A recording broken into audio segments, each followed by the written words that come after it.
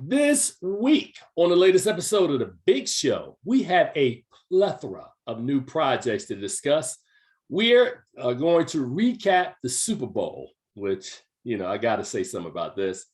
Bel Air, the reimagining of the Fresh Prince of Bel Air has dropped. We will talk about that. Jeen-yuhs, a Kanye West trilogy, which premiered at Sundance. Neither of us watched it at Sundance because we were watching other stuff, but we're going to talk about it today. We need to talk about Cosby.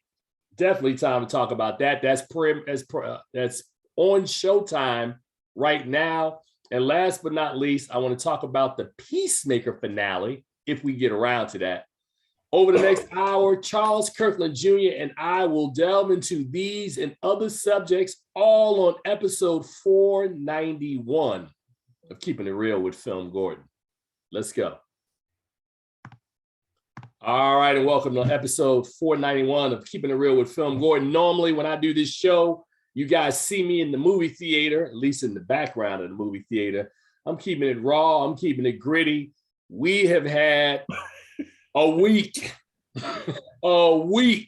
And in a couple of weeks, we will be able to go more into detail on the experience of putting together the 22nd annual Black Reel Awards. Head writer Charles Kirkland, co-host of this show, Charles Kirkland Jr. Hey man, I'm Tom Gordon, man. So if I can be Tom, you can be. You didn't hear about me being Tom yet, have you? Not yet, but okay, I'm sure you'll share that. It's a joke, man. I'm Tim Gordon, sometimes known to others as Tom, never your uncle, but yes. Or Kumar, depending on who you ask. Well, no.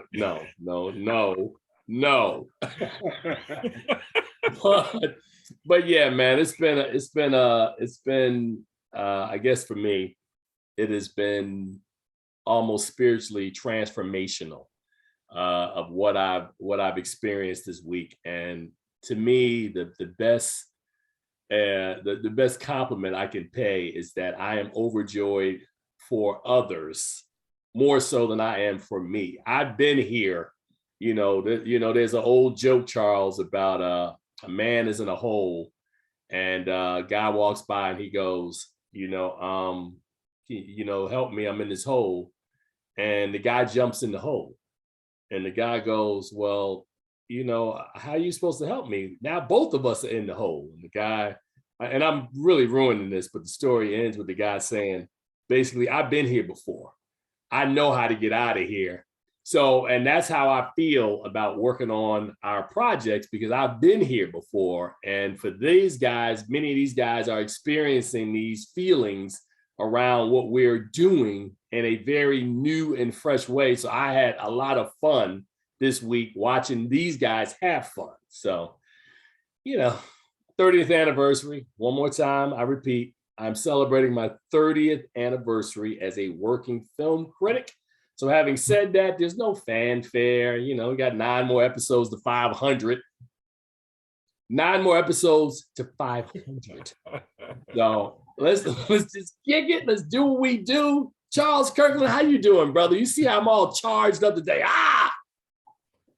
I'm doing great, man. You talk about a spiritual journey. This last week, man, has been life affirming, I would say, in the things that have happened, and so much so that you forgot to put up your cinema screen behind you. And it's just been an amazing week between my partnership with HBO and the Black Reel Awards, and I'm getting I got to get out of town. I need a break.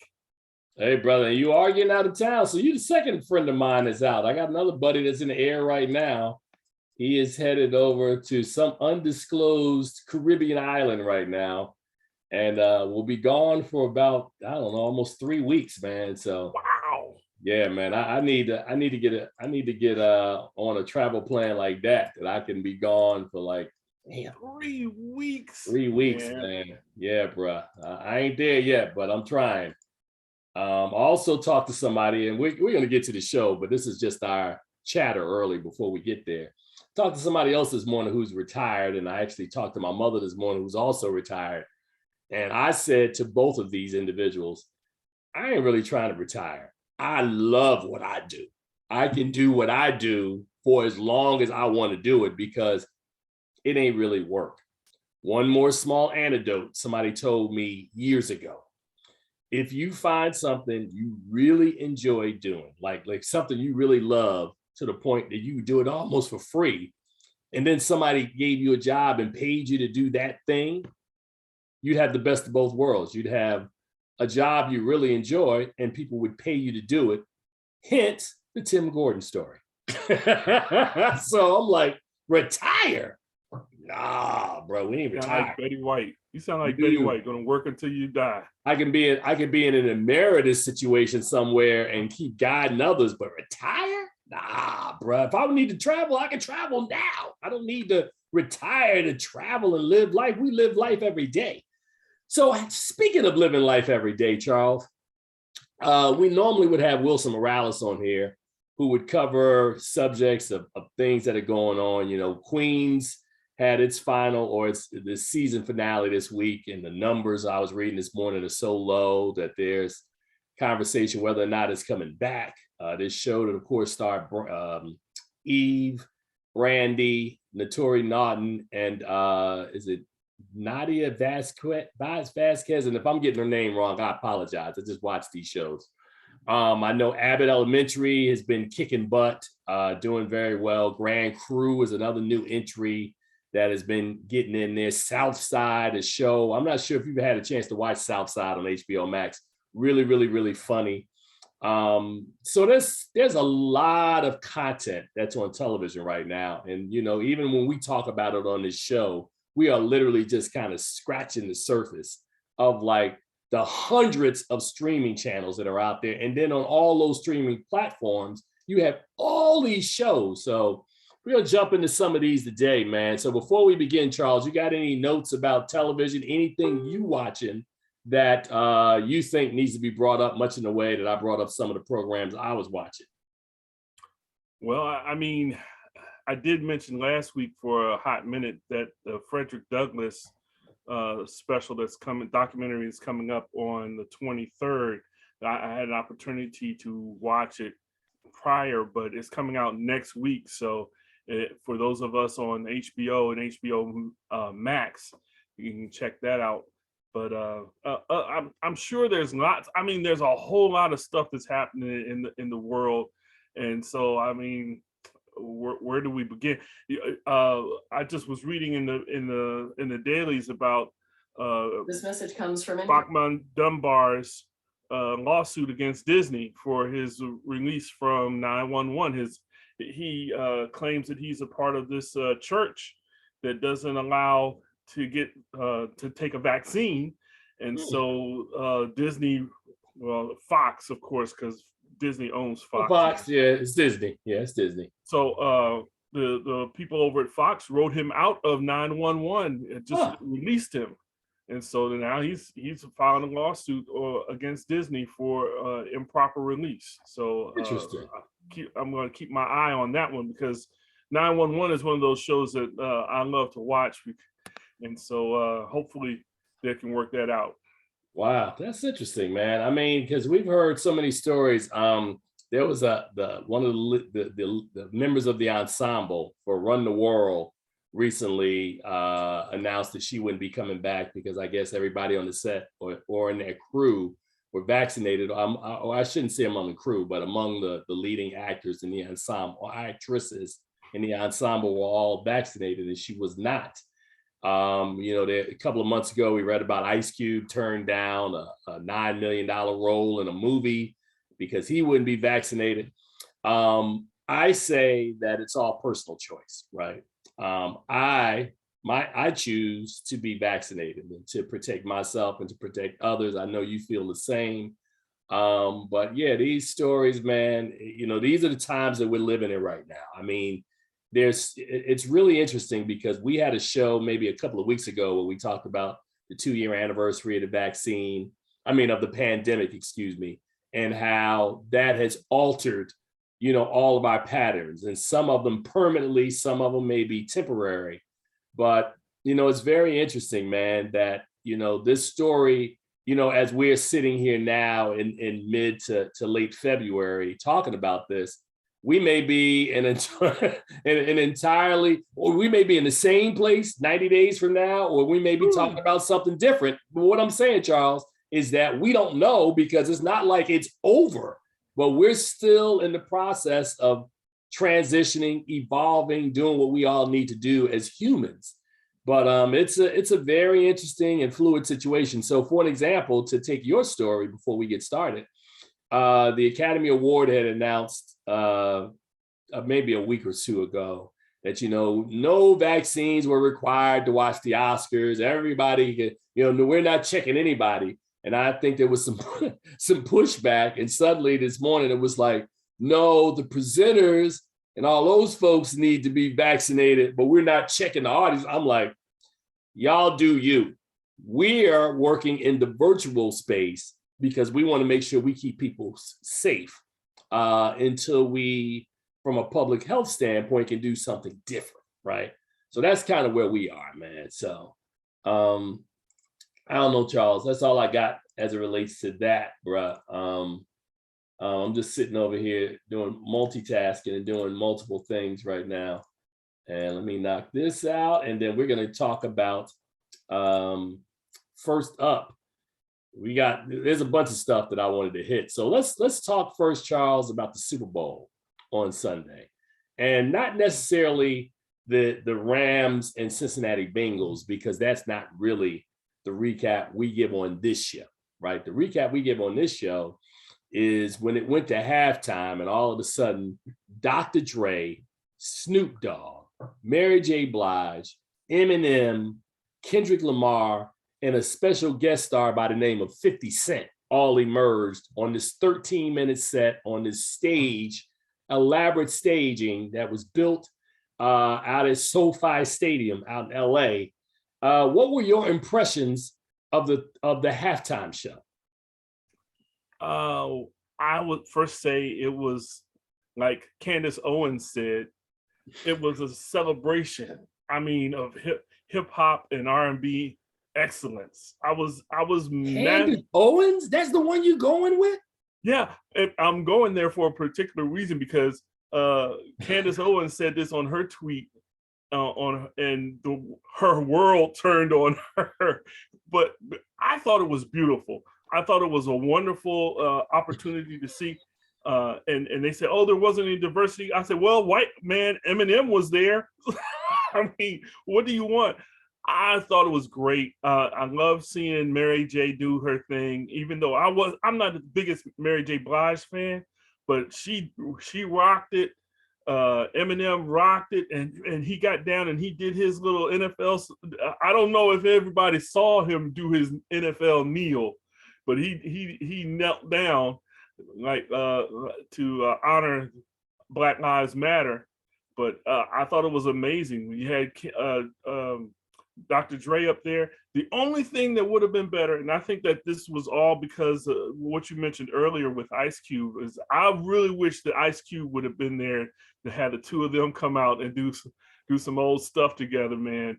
That would have, if that had happened, I probably would have not been here. My head would have exploded, not just been on the floor. So one of the best halftime shows in a long time. Well, I'll just say this.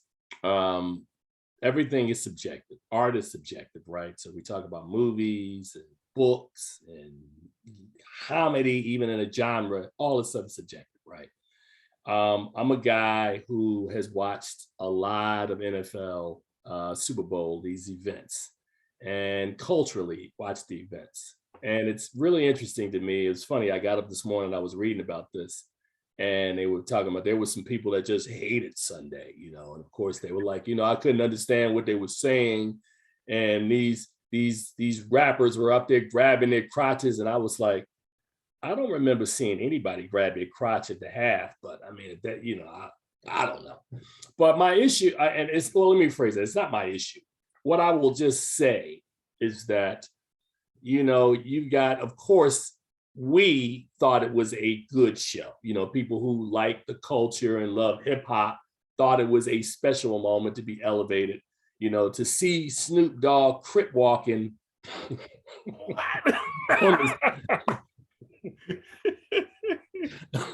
on the Super Bowl. I looked at my lady. I was like, Snoop, you go. Eminem in his protest, Mary, doing No More Drama, Kendrick out there doing his thing, 50 trying to recreate his In the Club persona. I'm gonna leave that alone because 50 would probably hunt me down, try to beat me down. So I got nothing to say about 50. You do you, 50. Look, but 50 is used to taking shots. Remember, he wore bulletproof vests for a long time. He's taking shots. He'll be all right. Did all hate mail to Charles Kirkland. But anyway, I will just say that you're never going to make anybody happy, right? Or you're not going to make everybody happy, I should say, excuse me. And I thought it was a really good halftime show. It was very entertaining. The thing that was driving me crazy is everybody in the moment. It's the best ever. Best? There's this guy named Prince. And if I had the book, I would, actually I do have the book, but I can't. It's other books on top of it. But Prince doing a Super Bowl show playing Purple Rain. Come on now. With a huge sheet over him that you can see through in the rain. That's classic, bro. Prince, that to me is the best halftime show. This is one of the best halftime shows. So it was a lot entertaining. So you would put Prince over Michael? I would.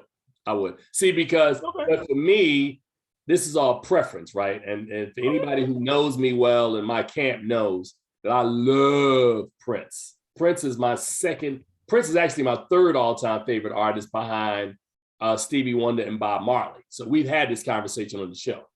Michael Jackson is somebody whose music I always respected, I always liked, but I was never a huge Michael Jackson fan. And I'm not saying that if there's Michael Jackson fans out there, God love you.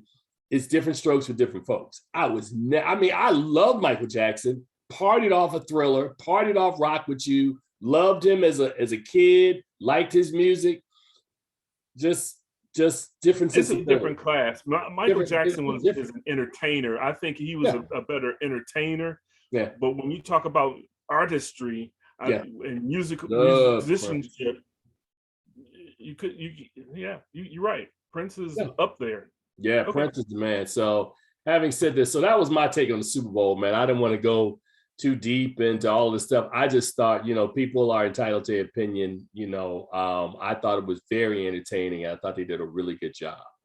So next up, all these 50-year-old people out there doing their thing. Hey man, they are. And people at home trying to explain to their kids, like, nah, let me explain to you. All right, so Charles, man, I don't know if you got a chance. I know you saw the first episode of Bel Air. Am I correct? That's correct. All right, and I've had an opportunity to stream the first 3. So of course, Bel Air, for people who are uninitiated, back in 1990, Quincy Jones, Benny Medina, and Will Smith all converged to put together The Fresh Prince of Bel Air, which was the story of a young kid from Philadelphia who gets in trouble and gets sent to live with his relatives in Bel Air, right? Will Smith, of course, that iconic cast, James Avery, Janet Hubert. Am I pronouncing that right? Hubert? Yeah. Alfonso Ribeiro, Tatiana Ali, and what is Hillary's name? Karen Parsons. Oh, and also Jeffrey was played by Martell. What is his first name?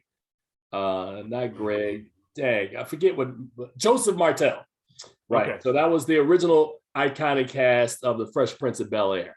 Now, of course, The Fresh Prince of Bel Air, because I just finished reading Will Smith's autobiography, which, Charles, I would really recommend, because I actually, did a thing with Audible where Will read the book and me and Will read along. So it was really cool. So I'm reading it and I'm listening to Will kind of put it into context as he's explaining it. But Will is a really good read. But having read Will, I understand now, and should have understood then, that the story of the Fresh Prince of Bel Air was really based on Benny Medina's life, who was the real kid who moved from Watts to Bel Air with a family. And that was the story that they brought to the screen. So now a young filmmaker by the name of Morgan Cooper out of Kansas City, who was a super fan of the show, did a short several years ago called Bel Air, where he took and reimagined this comedy as a drama. So he recast it. It got greenlit. He showed it to Will Smith. Will loved it so much, they took it to Peacock, and hence we now have the new show. This reimagining is very gritty. You know, the first episode is very dark. So I think they've done a good job with that. Charles, when you get to episodes 2 and 3, you'll see, as they try to build out this family, that this is let me choose my words carefully. It's not that it's a much different take. It's almost like, I think the best analogy, as my significant other said, it's like, think of a quarter, there's the heads, and then you flip it on the other side. This is the other side of the Fresh Prince of Bel Air. So, you know, you've got real problems. Will is dealing with real issues as it relates to him coming to California. Now, when Will Smith did it, you know, it was done with a lot of comedy. You know, he was kind of the clown, and, you know, all these differences, they kind of marked them off. But in the drama, it's a very different thing. Now, the other thing that I found to be really interesting, because in reading Will, the autobiography, which let me just stop playing. Look, Charles, in reading Will, the autobiography, one of the things that was interesting is that Will Smith said he got some advice early on, Charles, when he was looking for a character name.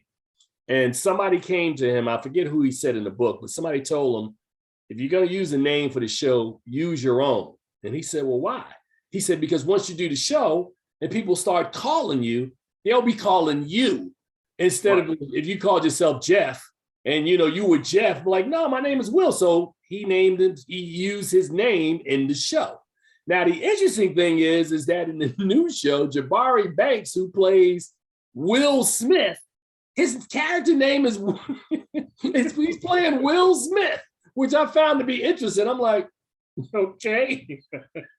So they took all the names from all the characters from the original show. So we have Phil or Uncle Phil, Aunt Viv, Carlton, Ashley, and Hillary. All these actors have been recast.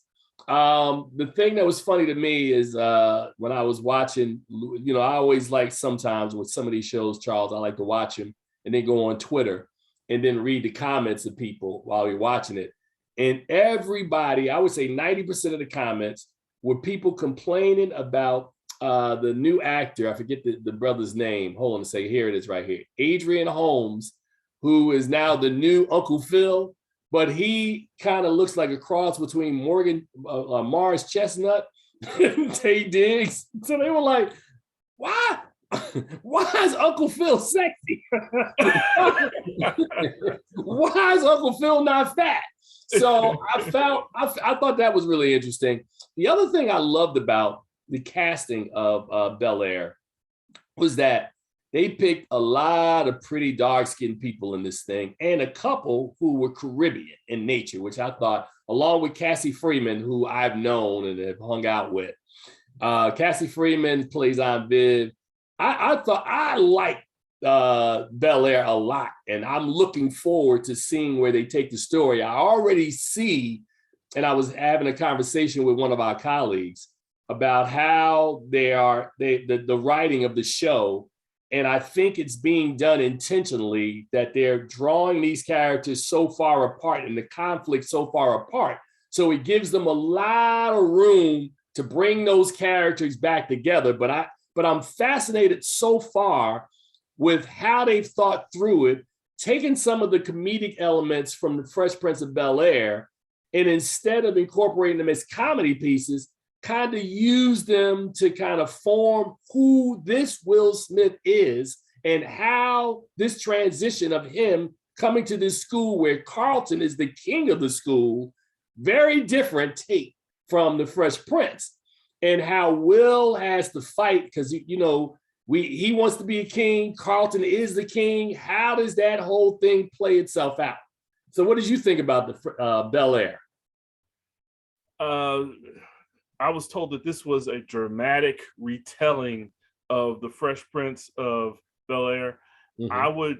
I think everything about it is intentionally different from the original, and the casting, and you mentioned the darkness of the characters, and the color of their skin is also an imagery, a mirror of the darkness of the script. This is not the same Fresh Prince that you grew up with. There's some beats that go along with it, but the story is so much more intense. The characters are so much more rich, and just the fact that they went with Uncle Phil being thin and sexy looking, that is a whole different avenue from the jovial round Uncle Phil that we had before. It had to be different because this is a different story. This is not a comedy. I mean, there'll be some little pieces maybe here and there that you might find funny, but this is not a comedy. This is all American on steroids. And I enjoy it. I really do. And so I'm excited to see, because the way that, like you said, they've driven these characters so far away, there's a lot of potential for a lot of stories, a lot of seasons that they could go through with this to get it back to anywhere near what we remember at the Fresh Prince being, where these people were at the end of that story. Well, one final note, man, I should say, you know, and I'm not trying to, you know, because we've had an opportunity to see 3 of them. Charles is only 1. One of the things that I also like is the dynamic, because it's interesting that inside of this dynamic of the family, of how we remember them in a comedic standpoint, you know, Uncle Phil was always he's in this story, he is as well. He's the patriarch of the family, right? But you know, you had Jeffrey in the original one, was kind of like the guy who, you know, worked for the family, and you know, we saw him be the butt of a lot of the comic foil that happens in the family. Carlton is kind of like the nerdy kid. Will is the cool one, so that played off that dynamic. Ashley is young and rebellious, not necessarily rebellious. She's rambunctious, but she loves her cousin Will. And then Hillary was kind of played as kind of like this free-spirited, well, actually not even free-spirited, like they played her like airhead, or at least that was my take on it, right? So here you have a Hillary who is, I mean, is that about right? The way yeah. Okay, so this Hillary is, you know, she's a young woman finding her way, and she's a chef, and she's doing her thing. Ashley is we haven't gotten a lot of Ashley after watching 3 of these shows. You really don't know where they're going to take that character. But the dynamic between Phil and Jeffrey is really interesting.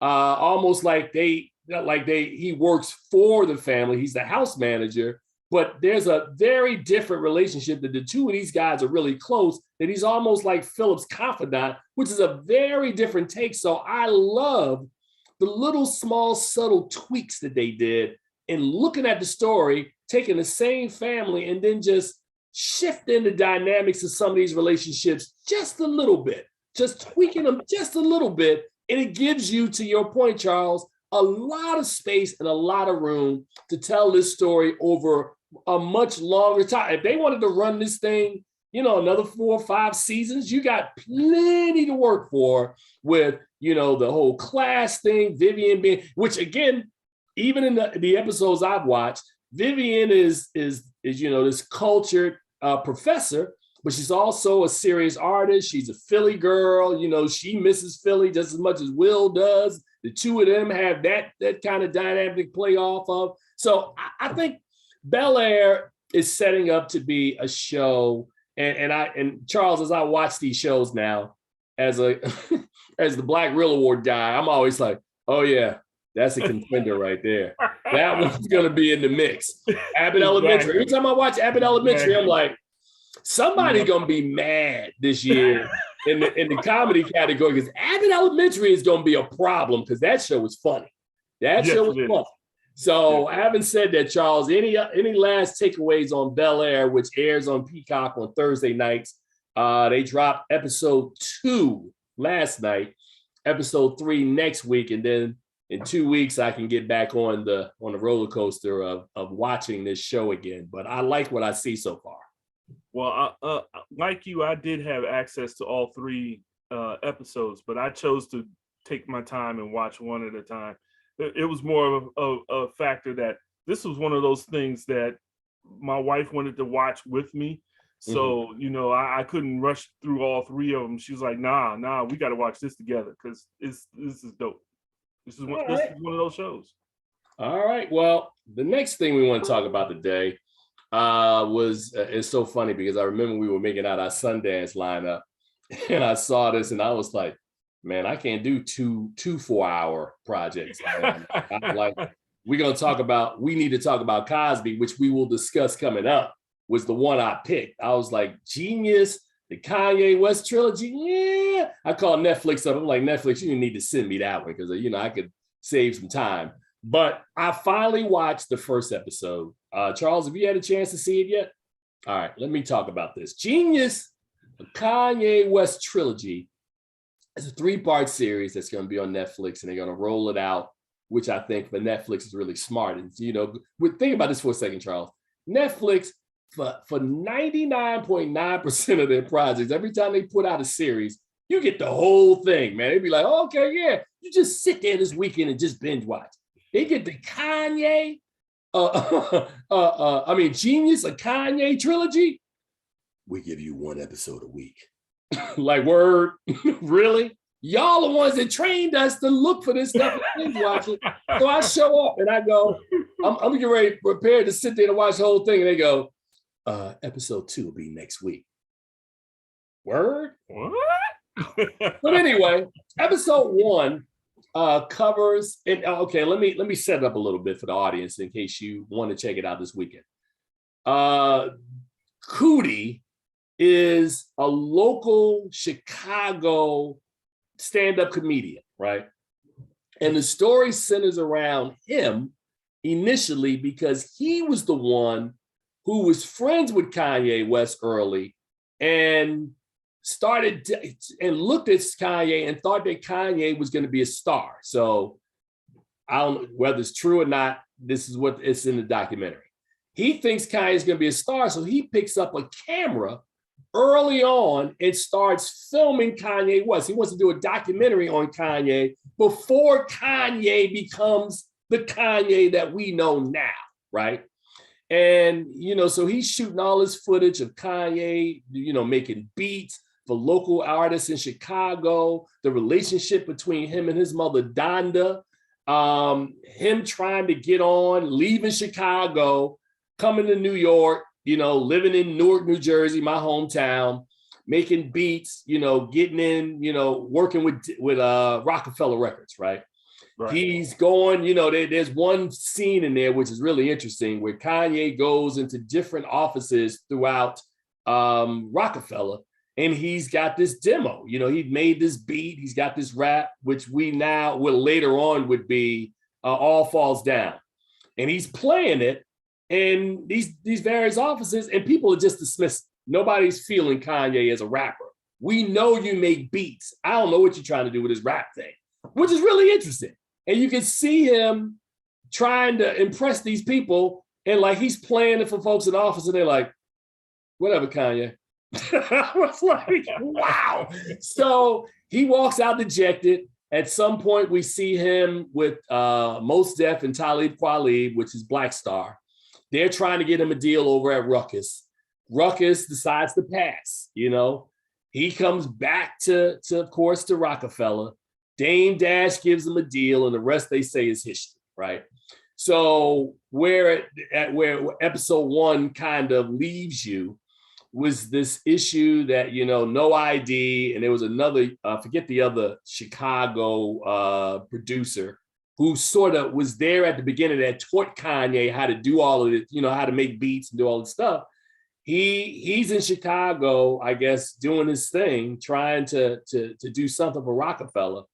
And the guy who's his mentor disses him on radio. So then we Cootie, because all of this is documented. We go back into the radio station after the guy leaves. Kanye has to get on the air, listen to this guy dissing him, and then confronting the guy in the street. And of course, Kanye was never a gangster or a thug. Kanye comes from a house where his mother is a professor, highly educated. You know, he was always a guy who was, you know, I call it narcissism now, but he was always a guy who had a very high opinion of himself. And you see a little of that is curbed when his mother's around. And you know, it's funny, my lady asked me when I was done, she was like, so what'd you think about that episode? And I said, he really misses his mom, because I believe if Kanye West's mother was still alive, he'd be an entirely, well, let me rephrase that. He would still be Kanye West, but he would be Kanye West with lack of a better term, with some bumpers. Like, he wouldn't be going off the rails in the way he's going off the rails now. But it's a very interesting journey, and I understand. Well, because I want to hurry up and get through this, because we got to get to the Cosby one next. But when we talk about these documentaries, Charles, the important thing is when we know a subject, it's always interesting to see the origins of how people get, like, we always say things like, well, how did we get here? Right. Well, how did we get here with Kanye West? These were the little slights. This Kanye West wanted this. Like, so everything we're watching him do now, these are things that he has wanted from like day one. Now, it took a while, and when it manifested for him, maybe he didn't handle things in the best way for us, but he is doing what he's always wanted to do. I recommend you check out Jeen-yuhs, the Kanye West trilogy. I think, even, you know, and I'm not the biggest Kanye West fan, but I thought it was wonderful watching, much in the way that it was wonderful watching Janet Jackson's story a couple of weeks ago, the one we're about to talk about, which was not wonderful. But we will talk about that in a moment. But what did you think? You haven't watched it yet. I haven't watched it yet, but I'll tell you this much. I was a big fan of Kanye's early work. I have both of his first albums, and just to see how his life has, and you're right, after his mom died, his life, I mean, the trajectory just changed. He kept going up, but it kind of went sideways up instead of straight up like he had been going. So and we see how all this, you know, with Kim Kardashian is happening. You know, I'm really interested in, and personally, I gotta wait until they put all three out so I can just watch them all and get it done with. So, because I really like to see as the trilogy goes on, are they going to address this era right now where he is, or is it really going to be just about where he came from? Because a lot about what he came from is just very interesting in its own self. But wow. I hopefully they'll tie it all together. Well, you know what, I want you definitely to watch it, man, because, you know, I think your feedback is very important to me. And because I see it a certain way, but I just think that it's in a way, I'm not gonna say it's sad. I just think it's that, you know, when you're talking about people who are artists, right? Sometimes the behavior is not going to be regular behavior because these aren't regular people, right? You know, people, when you talk about Prince, Prince once went on Oprah and talked about, I get a new song every day. That's not normal.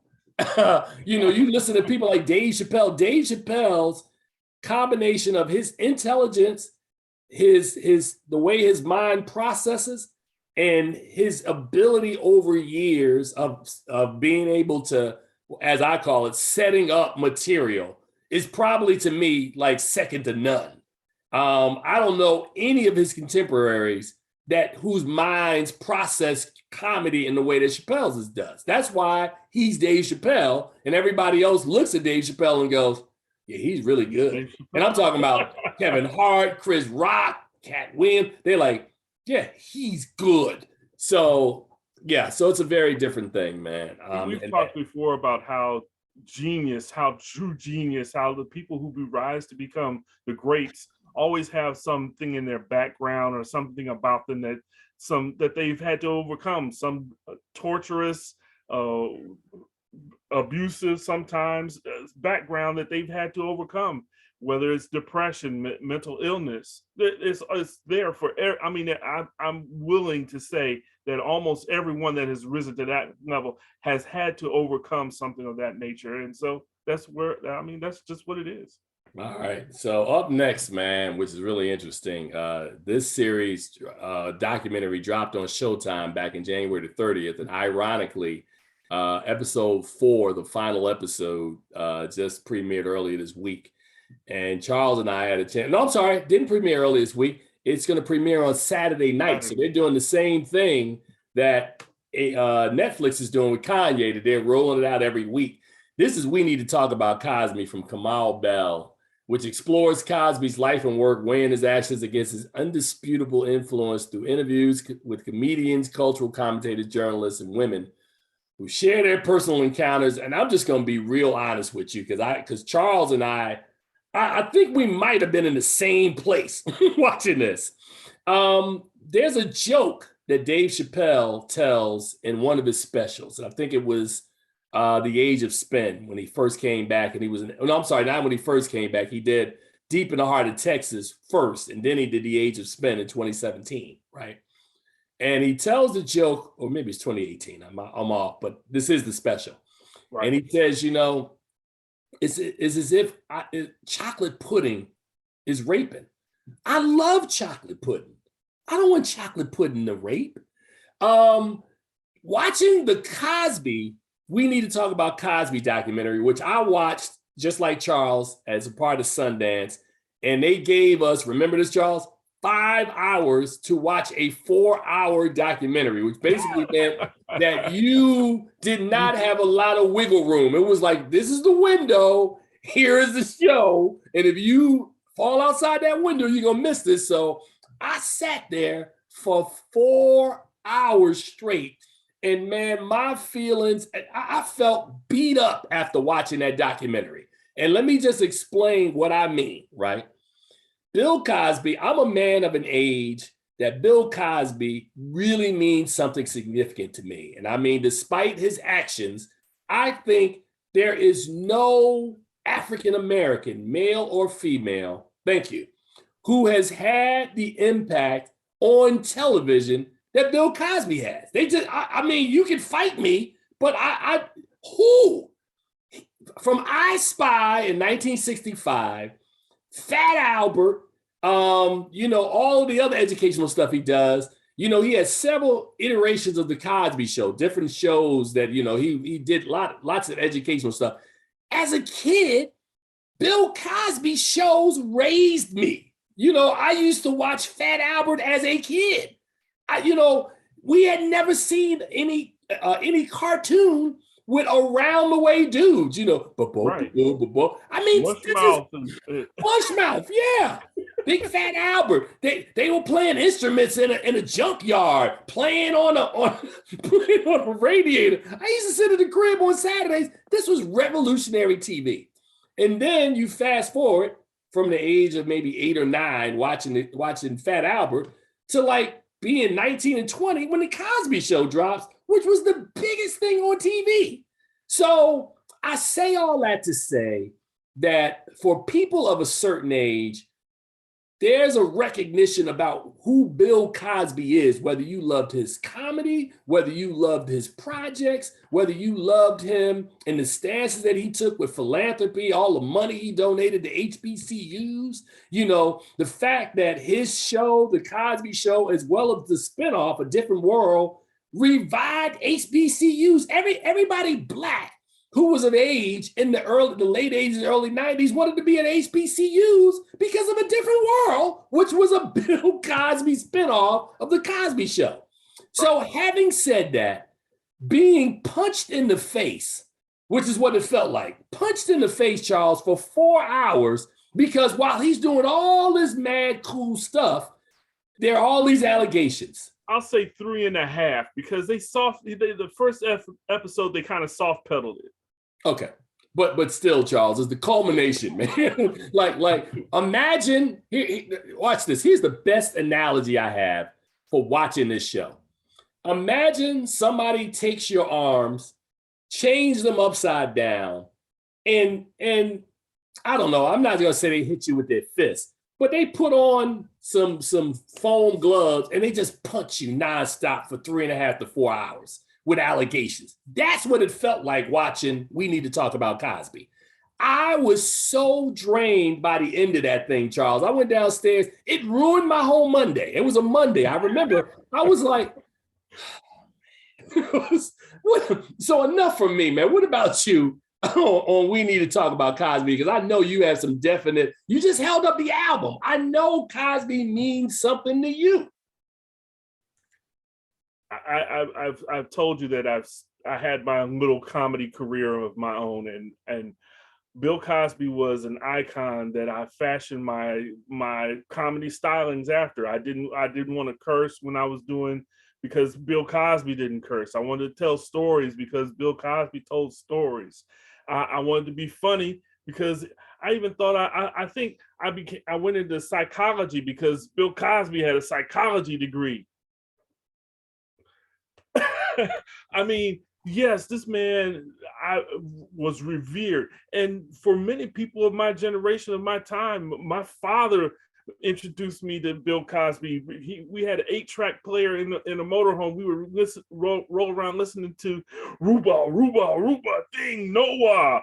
And I'm like, Bill Cosby is the man.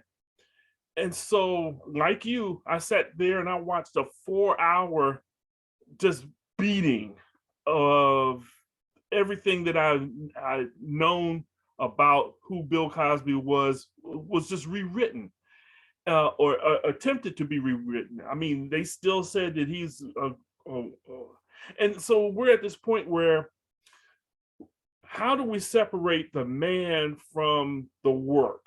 Unfortunately, we can't. Is it possible to separate the man from the work? And after you watch this documentary, you find out, just like you said, it's not possible anymore. It's not possible for me to look at the Cosby Show or listen to a record or any of this stuff and not think, gee, Monillis, this man was raping people. This man was raping a lot of people. I mean, you know, the fact that they talked about a routine he did, Charles, remember? Spanish Fly, 1965. Now, here's another thing. Here's an interesting observation, right? I'm not that old, right? But I'm old enough to understand that I used to work at a radio station, WHUR, and I worked at Magic 102.3. These are all based in Washington, D.C. And I remember vividly that there was behavior that may have been acceptable in the 90s, right? Even I can go back further 10 more years before, and we knew that there was certain things that were, I'm not gonna ever say anything was admissible, but there were certain things that people would turn a blind eye to. We don't live in that society anymore, which is why everything, you know, and I get on this whole thing about cancel culture and, you know, how we become politically correct in a very neutered society. But Cosby and a lot of men his age have fallen prey to this. That's why when several years ago, when the Me Too movement happened, you had folks who grew up in the Mad Men era. Like if you ever watched the show in the 1960s, and there are these famous scenes of these wild office parties where men would be chasing women around in the office and saying inappropriate stuff, doing inappropriate stuff. In the 60s, that might have worked. Maybe in the 70s. It doesn't work in the 2000s. You can't get away with that behavior. And there are a lot of people who are subject to actions now or things that they've done then, and they try to bring those actions forward, and society has evolved. The culture has changed.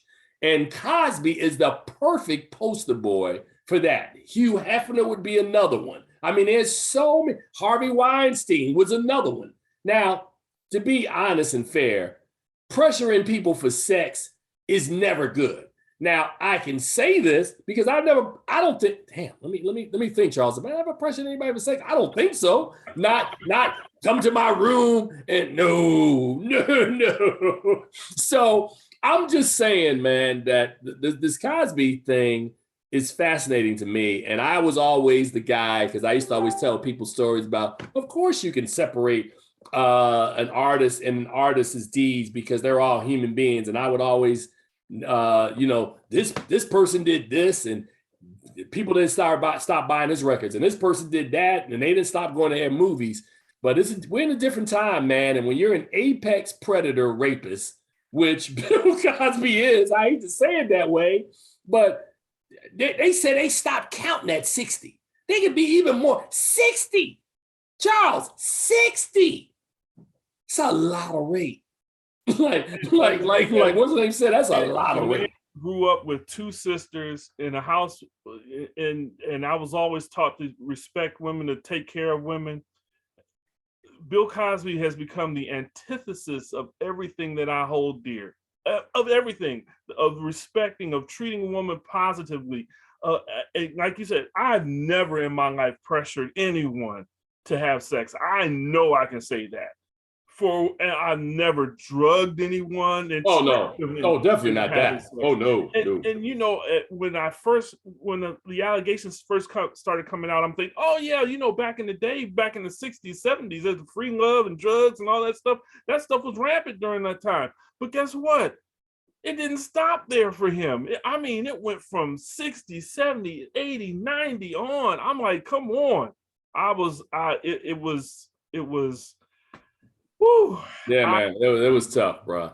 It was a tough watch, but I really, really, really needed to see it so that I could correctly frame my opinion of Bill Cosby. I think. Gotcha. Yeah, I'm gonna let that sit there because we got like 5 minutes left in the show, man. But it's. The fourth episode comes on Showtime on Saturday night, the 20th. If you haven't had a chance and you got the time, and I would do it in small increments. I don't think you want to binge watch. We need to talk about Cosby because there's going to be some stuff that's positive, but there's going to be a lot of stuff that's going to make you like. So, all right, Charles, we got 4.5 minutes to go.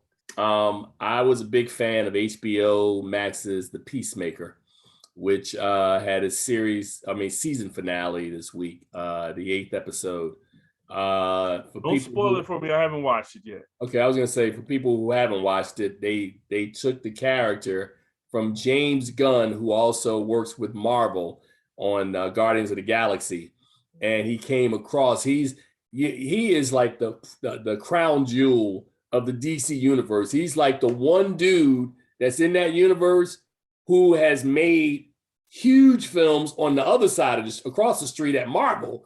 And he's actually, because of Marvel's mess up when they fired him, he actually works in he's working both projects simultaneously. And I will just say for Charles and for anybody else that hasn't seen the finale, there are some surprises in the finale that were filmed on the Marvel set while he was working on Guardians of the Galaxy 3 that are included in the Peacemaker, which I was like, wow.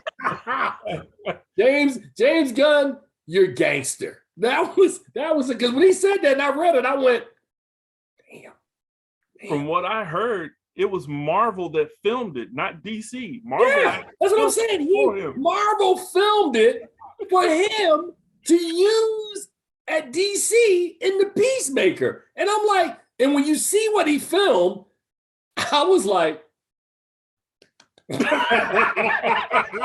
I was like, wait a minute, is that? Wow. So yeah, man. So Peacemaker is wildly entertaining. And I think the more I watch these superhero films, the most entertaining ones, Charles, there's nothing sexier than a bad, slightly off-bent superhero. Like, so that's why The Boys work so well on Amazon Prime. You know, it's like Superman being Superman is cool. Batman, this moral code. But what if Batman and Superman were just having a bad day, like Hancock, and was taking it out on people? And by the way, talking about Hancock, Will Smith and his team have Hancock too. They're prepping right now. So I'm like, woo! Tim likes a bad superhero, man. It's only been 20 years. Yeah, let's get that Hancock sequel going. I was mad at Will Smith. I said Will Smith had a window, right? Because he put Hancock out in 2008. 2008 was the same year that Marvel started rolling out Iron Man and the Incredible, I think the Hulk or whatever they called it. Yeah. So there was a window there where Will Smith, independent of Marvel and DC, had his own franchise. I think the film made close to $300 million worldwide. I'm like, dude, make more Hancock movies. That was pretty good. So, yeah, Charles. So that's what I have, man. So before we get out of here, man, it's Black History Month. Every week I pick a person. Watch this. I'm so random. I'm staring at my library right now because I'm just doing this off the cuff. Like I don't have anybody. So. Why don't you just do Will Smith? No. I'm not going to do Will Smith. I'm going to do, watch this, Charles. I'm going to hold up the book for you. So, because, you find people who you really, really can do. Spike Lee, born Shelton J. Lee. Watch this. No notes whatsoever. Shelton J. Lee, back in 1957, grew up in Brooklyn, had a family that loved education. Talked to his grandmother and told her he wanted to make films. He went down to Morehouse. Went to Morehouse. It was in school with Samuel L. Jackson and others. Made his student film back in 1983 with Ernest Dickerson and a young director you may be familiar with named Ang Lee. Shot Joe's Bed-Stuy Barbershop's We Cut Heads, which one of like maybe two people have seen this movie. He made his debut 3 years later with She's Gotta Have It, and the birth of the third renaissance of Black film was off and running. Spike Lee influenced everybody from Robert Townsend, Keenen Ivory Wayans, John Singleton, Mario Van Peebles, and to this day, the Ava DuVernays and all these folks. Spike Lee, from our Black Reel Awards, I want to say has been nominated on the film side 26 times. We've only had 22 ceremonies. He's been nominated 26 times. Spike Lee is the most decorated director, film producer that we have had in my lifetime, in my recent lifetime. He's the most decorated guy. So kudos to Spike Lee, who a couple of years ago got an honorary Oscar and then won one as a co-screenwriter for Black Klansman with my other good friend, Kevin Wilmot. So Spike Lee, man, teaches at NYU, successful businessman running 40 acres and a mule over in Brooklyn, or as he calls it, the Republic of Brooklyn. Spike Lee, kudos to you, brother. Also the guy I've told you on this show that I've interviewed like 4 times, and he's been cool to me like 2 times and 2 times. It was a bad day for Spike. So having said that, let's get out of here. And on behalf of my man, Charles Kirkland Jr., you're going to be gone next week, right? I'll be back for the show next week. Okay, cool. On behalf of Charles, Kirkland was about to hit the friendly skies, and go ahead. Can I just say, yeah, salute to Coleman Domingo. I love you, man. You're my brother. Okay, go ahead. You'll understand in a couple of weeks what Charles will say. As we tell you guys in closing, we've given you several recommendations. Pick one, maybe all of them. Do your thing. We'll see you guys on the other side. Episode 490 is a wrap. And as we tell you all the time, see something good at the movies. See you on the other side. We'll see you guys next week. You guys enjoy. Take care, Charles. Have a safe trip, bro. Thanks. All right. Peace.